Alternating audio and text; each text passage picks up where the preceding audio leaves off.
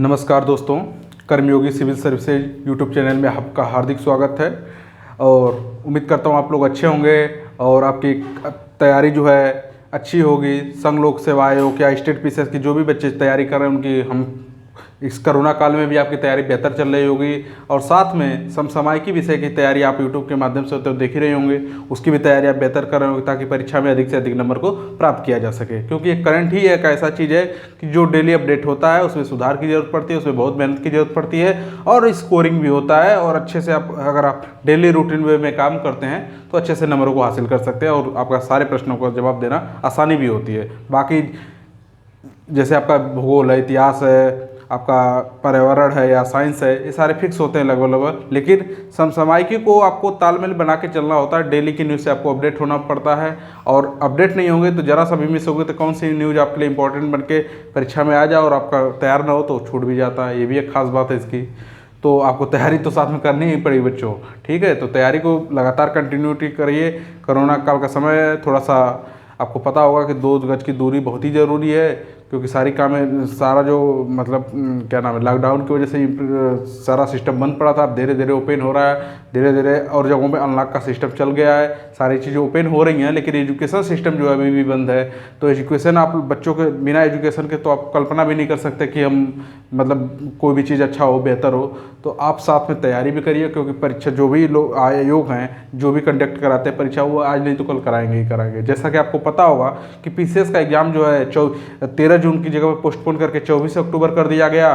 और वहीं संघ लोक सेवा आयोग का आईएएस का जो एग्ज़ाम प्री था वो भी टाल दिया गया। जून महीने में होने था, 27 या 28 जून को होने को था और उसको 11 अक्टूबर को कर दिया गया। तो सारे एग्जाम वहीं आपका दूसरा देख लिया जाए, उत्तर प्रदेश लोक सेवा आयोग का समीक्षा अधिकारी का जो पेपर होने को था अगस्त में, उसको भी पोस्टपोन करके 5 दिसंबर 2021 को कर दिया गया। तो आपको और करंट पढ़ने की जरूरत होगी, क्योंकि 3 से 4 महीने का जो पोस्टपोन हुआ है 4 महीने का, उसको भी और बेहतर करना पड़ेगा। तो कंटिन्यूटी बना करके दोस्तों एक पॉजिटिव एनर्जी के साथ काम करिए और लगे रहिए हमारे साथ डेली करंट अफेयर की सीरीज में, प्रीलिम डोज के श्रृंखला में। और हम कोशिश करते हैं आप लोगों को इससे फायदा मिले। और कंटिन्यू देखिए वीडियो को, और चैनल को अब तक सब्सक्राइब नहीं किया है तो चैनल को सब्सक्राइब करिए और वीडियो को पूरा देखा करिए और वीडियो को लाइक कर दिया करिए और दोस्तों को शेयर कर दिया करिए। और हमारी जो करंट अफेयर की दूसरी सीरीज चलती है मेंस के पॉइंट ऑफ व्यू से, रिटन एग्जाम के पॉइंट ऑफ व्यू से, उसको भी देखा करिए। वो हमारी टीम के दूसरे सर लेते हैं, आप डेली डाला जाता है, ताकि जो मेंस के एग्जाम की दृष्टि से इंपॉर्टेंट है, रिटन वर्क होता है जो मेंस एग्जाम, उसको भी हम लोग बनाकर कोशिश करते हैं ताकि आप लोगों को समसामयिकी से रिलेटेड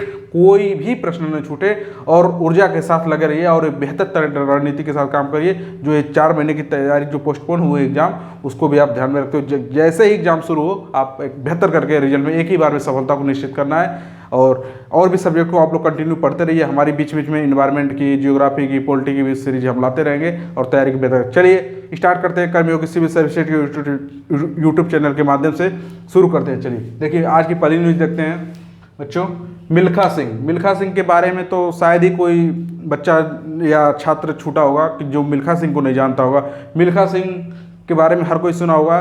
थोड़ी सी संवेदना है कि इनका मतलब एक संवेदना व्यक्त करना पड़ेगा, क्योंकि इनका भी निधन हो गया। हम लोग एक मतलब एथलीट के दुनिया में या खेल जगत में बहुत बड़ी क्षतिपूर्ति हुई है, हानि हुई है कि मिल्खा सिंह जी से बहुत लोग मोटिवेट होते थे, बहुत मतलब मोटिवेशन का काम करते हैं। इन्होंने बहुत ही अपना एक रिकॉर्ड बनाया। जिस जमाने में खेल अभी उभरा नहीं था इंडिया में, या उस जमाने में ये बहुत ही फेमस व्यक्ति के रूप में इन्होंने काम किया है। इनके लिए हम विनम्र श्रद्धांजलि अर्पित करते हैं और आप लोगों से भी निवेदन करते हैं कि आप इनको शोक व्यक्त करने के लिए श्रद्धांजलि दीजिए, ताकि अब इनकी क्षतिपूर्ति को तो पूरा किया नहीं जा सकता, लेकिन चलिए एक नज़र डालते हैं कि क्या इंपॉर्टेंट है। मिल्खा सिंह जी एक जो हैं एथलीट थे और इन्हें द फ्लाइंग सिख के नाम से भी जाना जाता है। मिल्खा सिंह जी को एक सबसे बड़ी बात क्या है कि मिल्खा सिंह जी को द फ्लाइंग सिख के नाम से जाना जाता है। तो प्रश्न ये भी बनता है, और इनके ऊपर आपको पता ही होगा कि फिल्में भी बनी है। कौन सी फिल्म बनी थी? भाग मिल्खा भाग।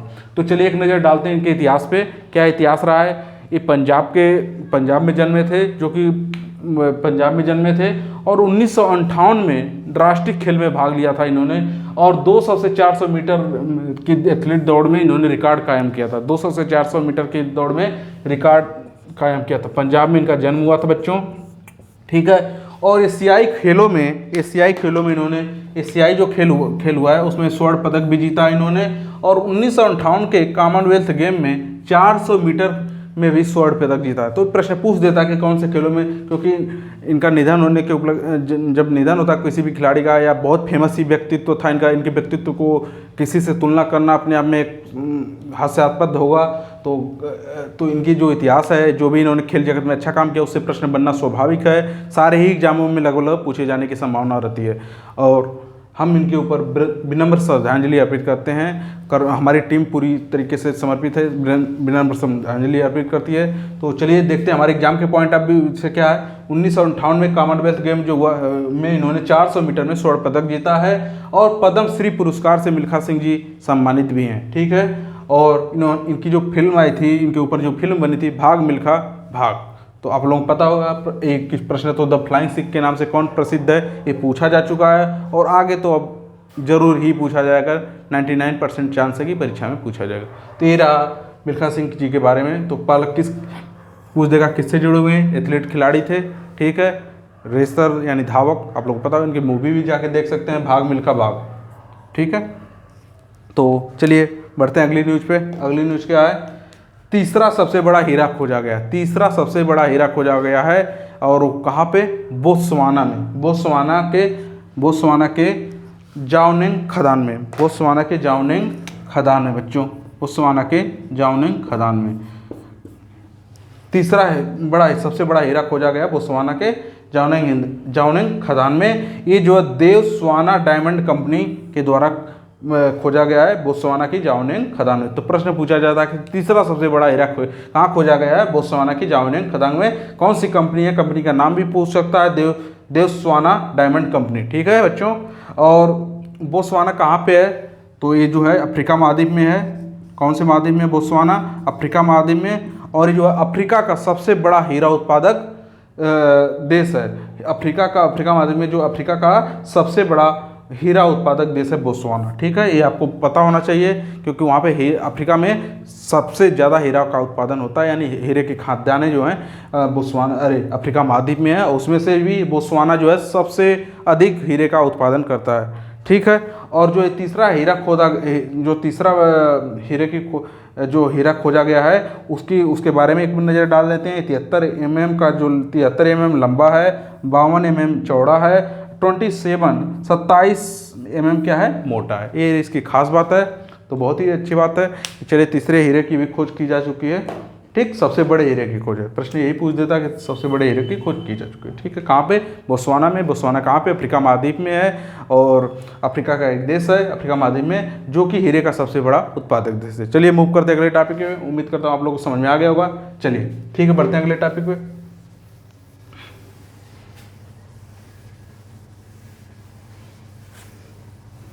अगली न्यूज़ क्या है बच्चों, चुनाव आयोग से एक न्यूज़ आई है।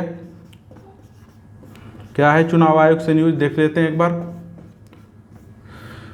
अभी चुनाव आयोग जो क्या नाम है, सुशील चंद्रा जी जो मुख्य चुनाव आयुक्त हैं, आप लोग पता होगा। और उसमें जो अन्य दो जो चुनाव आयुक्त होते हैं, राजीव कुमार जी हैं और अनूप चंद्र पांडे जी हैं। अभी हाल ही में इसके बारे में हमने चर्चा भी की थी, कौन नियुक्त किया गया है चुनाव आयुक्त, तो उसके आप जाके पिछली वीडियो में आप देख भी सकते हैं। तो अभी जो न्यूज़ आई है कि चुनाव आयोग द्वारा जो है, जो 2019 में चुनाव हुए थे, 2019 में चुनाव हुए थे, आपको लोकसभा का चुनाव हुआ था पहला तो, और 5 राज्यों का और भी चुनाव कराए गए थे। तो उनका जो है इन्होंने एटलस जारी किया है, चुनाव आयोग ने एटलस अभी हाल ही में जारी किया है। चुनाव आयोग ने क्या किया है, एटलस जारी किया है। एटलस के माध्यम से, यानी मानचित्रों के माध्यम से कौन से पूरे चुनाव का एक डिटेल होगी, उनके सांख्यिकीय आंकड़े होंगे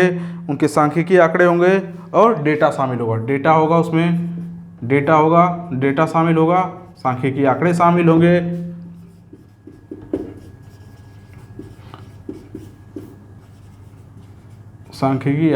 होंगे, और मतदाताओं की पहचान होगी कि महिलाओं की संख्या क्या रही वोटिंग के माहौल में, पुरुषों की संख्या क्या रही, कौन से जगहों पे बेस्ट परफॉर्मेंस हुआ है, सारे मैपिंग के माध्यम से देख सकते हैं किस राज्य में कितने % वोटिंग हुई।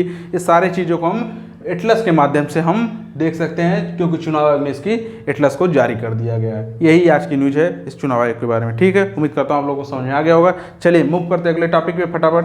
अगली न्यूज़ देखते हैं क्या है अगली न्यूज़। आप लोग लगातार वीडियो को देखा करिए, पूरा देखा करिए और अधिक से अधिक शेयर किया करिए, ताकि हमें भी ऊर्जा मिले पढ़ाने में और आप लोगों को भी अच्छा लगे, आपको परीक्षा की दृष्टि से फ़ायदा मिल सके। और हमारे ग्रुप के क्या नाम है टेलीग्राम चैनल में जुड़ जाया करिए, और जो भी आपको लगे कमियां कमेंट बॉक्स के माध्यम से टाइप कर दिया करिए कमेंट बॉक्स में, हम उसका जवाब देने की पूरी कोशिश करेंगे। चलिए अभी 20 जून को क्या मनाया जाता है? विश्व refugee day, world refugee day यानी विश्व शरणार्थी दिवस। तो प्रश्न ये भी पूछा जाता है दिवस से रिलेटेड, खासकर पीसीएस या वनडे एग्जाम में जरूर पूछा जाता है। विश्व क्या मनाया जाता है? विश्व शरणार्थी दिवस। 20 जून को क्या मनाया जाता है? विश्व शरणार्थी दिवस। इंग्लिश में इसको बोलते हैं world refugee day, world refugee day. ठीक है, तो डे वाले भी प्रश्न हम लेके चलते हैं डेली का, कि कौन से डे में क्या मनाया जाता है, प्रश्न पूछा जाता है। तो 20 जून को क्या मनाया जाता है? विश्व शरणार्थी दिवस। ठीक है, चलिए आगे बढ़ते हैं, अगली न्यूज़ देखते हैं क्या है। मिटा दे रहे हैं, ठीक है, आप लोग नोट कर लिया करिए, अपने हिसाब से नोट्स बनाया करिए, ताकि करंट में सबसे बड़ी खास बात है बच्चों कि आप अपने हिसाब से नोट्स बनाते थे, एक बेहतर होता है। क्योंकि हमें इसमें क्या होता है कि जब एग्जाम के 4 से 5 दिन बचा रहता तो हम एक नज़र डाल के हम पूरे करंट को या समसामयिकी को एक बेहतर तरीके से हम रिवीजन कर सकते हैं, बार बार रिवीजन कर सकते हैं। क्योंकि खुद का नोट्स जब होगा, यानी हमने समझाया उसको खुद अपने भाषा में लिखते हैं और अपने शॉर्ट फॉर्म में बनाते हैं या समझने की कोशिश करते हैं, तो जैसे ही आपकी परीक्षा आने वाली होती है उस समय बार बार रिवीजन करके आप अच्छा कर सकते हैं। ये खास बात है। तो अपने हिसाब से नोट्स तैयार किया करिए, ये बहुत ही फ़ायदा मिलता है, और हमारे लेखन जो शैली होती है उसका भी विकास होता है साथ में, क्योंकि हमें मोटिवेशन का काम होता है एक तरह से। ठीक है, चलिए अभी बच्चों आज जो है 21 जून है, आपको पता होगा 21 जून को क्या होता है? बहुत ही फेमस दिवस है 21 जून। क्या है? विश्व योग दिवस। विश्व योग दिवस 21 जून को क्या मनाया जाता है? विश्व योग दिवस। विश्व योग दिवस के बारे में जान लेते हैं। विश्व योग दिवस 21 जून को मनाया जाता है। इसके बारे में आप लोगों को पता होगा कि योग दिवस की विश्व योग दिवस की शुरुआत करने वाला की पहल किसने करी थी? पहल किसने करी थी? भारत ने ही करी थी। ठीक है, और भारत के प्रधानमंत्री श्री नरेंद्र मोदी की पहल पे शुरू किया गया था, और वर्ल्ड के संदर्भ में पूरा जोड़ दिया गया। 21 जून को विश्व योग दिवस मनाया जाने लगा। ठीक, और इसकी शुरुआत कब हुई थी? 2015 में फर्स्ट जो पहला विश्व योग दिवस मनाया गया था, आप लोगों को पता होगा। ठीक, तो 2021 वाला जो 21 जून को योग दिवस है वो कौन से नंबर का हो जाएगा? 7वें नंबर का, यानी 7वें नंबर का योग दिवस हो जाएगा। ठीक है, और योग दिवस में आपको पता होगा कि पूरे विश्व में योगा के माध्यम से आपको मैसेज देने की कोशिश किया जाता है कि योग का क्या इंपॉर्टेंट है। खासकर आपने देखिए पिछले 2 वर्षों से जब से कोविड-19 आया है, योगा के बारे में कि योगा करने वाले व्यक्ति का इम्यूनिटी पावर अधिक होता है, उसे कोरोना या और भी बीमारियां हैं, योगा करने से आपको नियमित भी योगा करते हैं। और खासकर छात्र जो हमारी तैयारी कर रहे हैं उनको तो नियमित रूप से योगा करना चाहिए, ताकि कोई भी बीमारी हमारे नज़दीक ना आ सके, हमारा हेल्थ सिस्टम अच्छा रहे। हमारी जो आलस्य है, आलस्य पढ़ाई में आपको सबसे बड़ा बाधक है आलस, उसको भी दूर करने में मदद करता है। योगा के तरह तरह के फायदे हैं, और इसीलिए पूरा संसार या पूरा विश्व योगा दिवस 21 जून को मनाता है। ठीक है, पिछले तो कुछ समय से फिजिकल चलता था, लेकिन जब से 2 सालों से कोविड-19 आने की वजह से अभी इसको जो है ऑनलाइन माध्यम से जोड़ दिया गया है। नहीं तो गवर्नमेंट जो है 21 जून को कहीं कहीं प्रधानमंत्री नरेंद्र मोदी हुए या और भी मंत्री अलग अलग जाके संस्था में अलग अलग कार्यक्रम कराए जाते थे, लेकिन अब इसको थोड़ा सा कोविड-19 आने की वजह से जो है ऐप के माध्यम से या फिजिकल ऑनलाइन माध्यम से या डिजिटल माध्यम से इसको जोड़ के कराया जाता है। ठीक है, तो 2021 का कौन सा नंबर का योगा है? 7वें नंबर का योगा है। पहला कब शुरू किया गया था? 2015 में। विश्व के लगभग शायद 163 देश इसमें शामिल हैं। अब मुझे करेक्ट डाटा तो नहीं पता है, लेकिन 163 देश इसमें शामिल हैं। आप लोग देख लीजिएगा, कल या परसों में इसकी पूरी डिटेल आ जाएगी, कल ही आ जाएगी पूरी डिटेल। तो आप लोग आज ही मतलब पूरे शाम हम सुबह वीडियो शूट कर रहे हैं, चूँकि तो हो सकता है दोपहर पर तक डिटेल आ जाएगी कि कितने देश शामिल हैं, क्या हैं, और पूरा टीवी पे आपको कार्यक्रम लाइव चल भी रहा होगा जब तक ये वीडियो शूट रिकॉर्ड होती है। तो आप लोग इसको ज़रूर देखिए। ठीक है, योग के आप लोग हम निवेदन करते हैं कि आप लोग भी योग के माध्यम से जुड़ा करिए ताकि फ़ायदा मिले। योग करिए, नियमित एक्सरसाइज करिए, फिजिकल शारीरिक रूप से जुड़िए। आप डेली करते हैं तो आप एक रूटीन वर्क बना लीजिए। योगा करने से बहुत ही फ़ायदा है, क्योंकि आपकी पूरा माइंड जो है एकदम काम करने लगता है, कोई बीमारी नहीं हो सकती है। और हमारा जो पढ़ाई में है सबसे बड़ी बात है कि हम एकाग्र होकर पढ़ाई करते हैं। ठीक है, तो 2021 का जो था योगा 7वें नंबर का, इसका विषय क्या है? विषय जान लेते हैं। इस बार का विषय क्या है? किस योगा फॉर वेलनेस। क्या है इस बार का विषय? Yoga for wellness. क्या है इस बार का विषय? Yoga for wellness. वेलनेस। तो ये टॉपिक पूछ देता है, इस बार का विषय क्या है, योगा फॉर वेलनेस। ठीक है, इसको भी रट लिया करिए, नोट कर लिया करिए, विषय पूछ देता है।